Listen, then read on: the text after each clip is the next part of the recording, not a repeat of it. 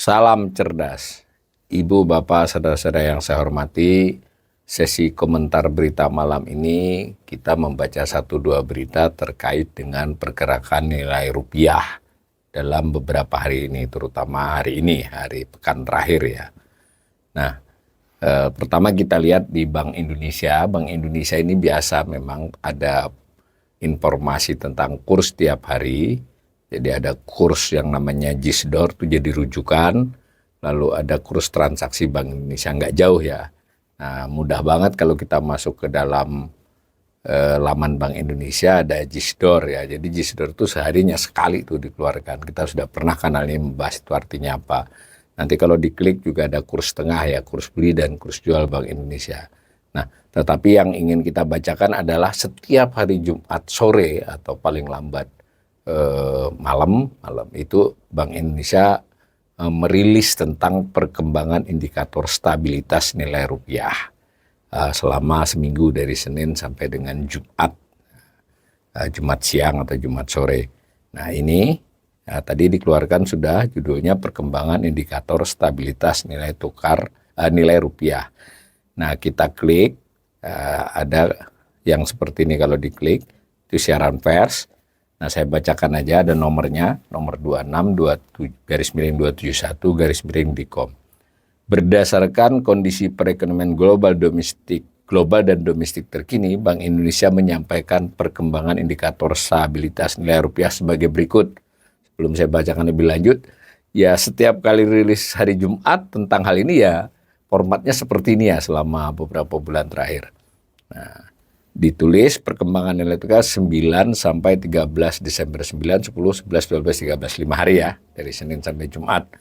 Nah pada akhir Kamis, diinformasikan yang akhir Kamis kemarin, itu Rp1 ditutup pada level 15.920 rupiah per dolar Amerika Serikat. Ya, 15.920. Yang kedua diinformasikan yield SBN, surat berharga negara 10 tahun, naik ke 6,95%. Sekedar informasi buat untuk menyegarkan, yield itu adalah imbal hasil untuk SBN 10 tahun. Imbal hasil itu ya harganya dikaitkan dengan suku bunga yang di sana. Jadi bersihnya dapat 6,95%. Maksudnya bersih. Yield itu ada angka kupon, ada harga.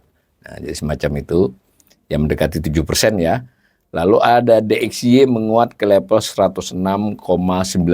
Di sini ada keterangannya. Jadi DXY itu adalah indeks dolar. Ya, indeks yang menunjukkan pergerakan dolar terhadap 6 mata uang negara utama lainnya, euro, yen, pound sterling, Kanada, kemudian apa itu ya, Cina ya, semacam itu, yuan Cina. Nah, artinya kalau indeksnya naik itu dolarnya yang menguat ya, dan biasanya kalau dolar menguat itu memang berdampak pada rupiahnya melemah, meskipun dalam indeks ini nggak ada rupiah, DXY itu hanya mata uang kuat, tapi biasanya ini adalah searah ya.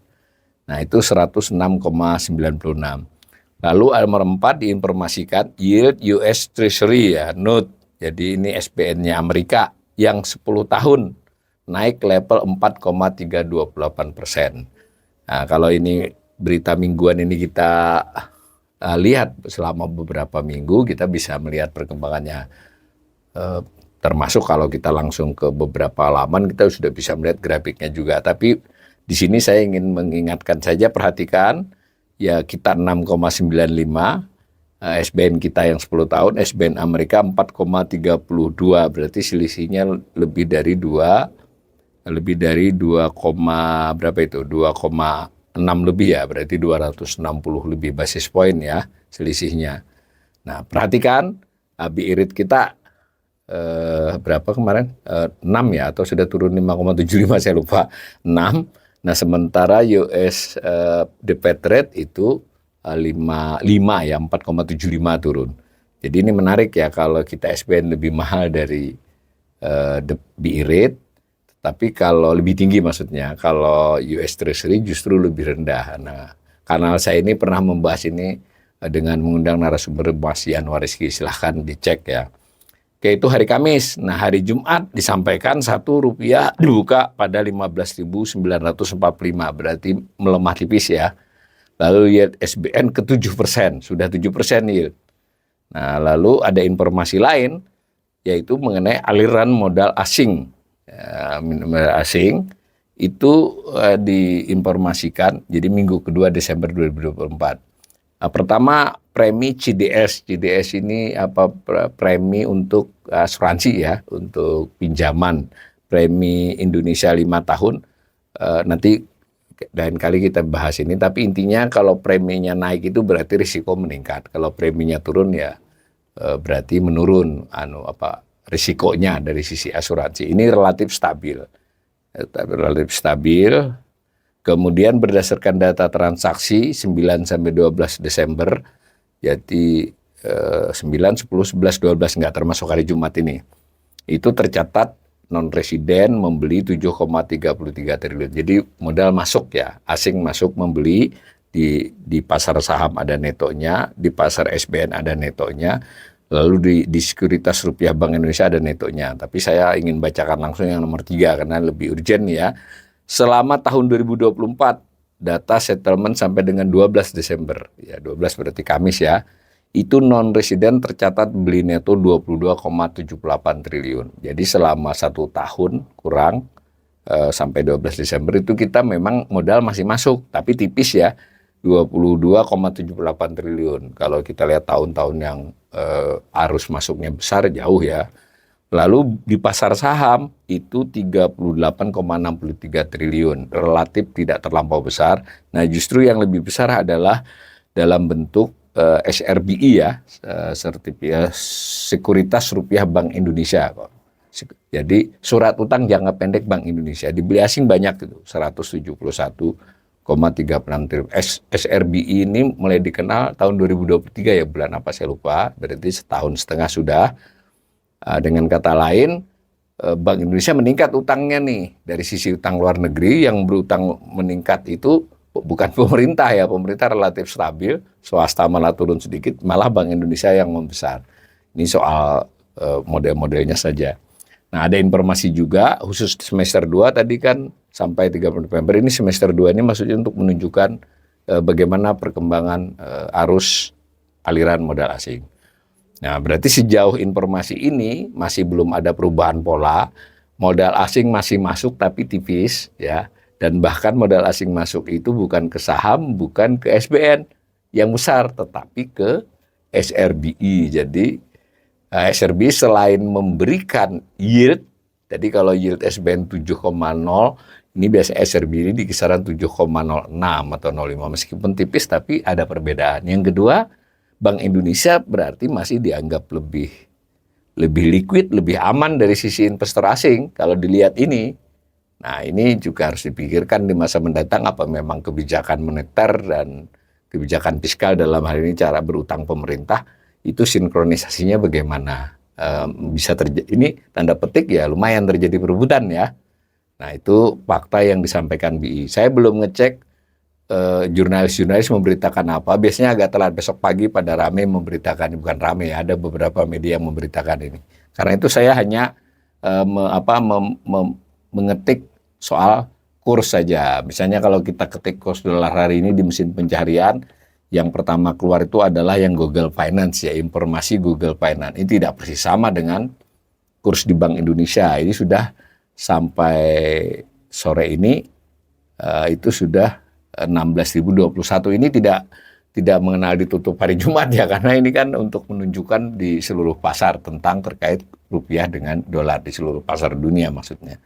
Jadi sudah tembus lebih dari 16.000 ya. Nah, ini ada berita-berita, kita bisa melihat laman apa saja yang memberikan informasi tentang kurs dolar. Nah, saya bacakan satu berita hari ini yang berjudul dolar Amerika Serikat dorong rupiah ke jurang, sentuh level 15.990. Hampir 16.000 ya. Ini baru diberitakan sore tadi, jam 15.16 oleh CNBC.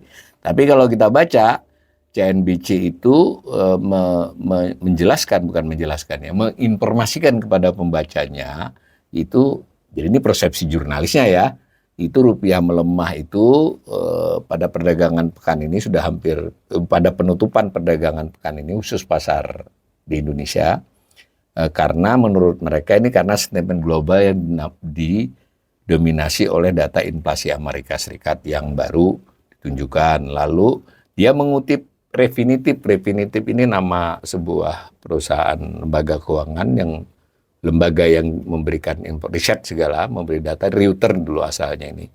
Jadi selain Bloomberg, Refinitiv ini juga memberikan info, ya ini si CNBC ngutip Refinitiv, ya info 15.990 itu dari Refinitiv, dan sempat 16.000 tadi sebelumnya, beberapa jam sebelumnya. Dan menurut CNBC, catatan CNBC itu terdalam sejak 7 Agustus 2024.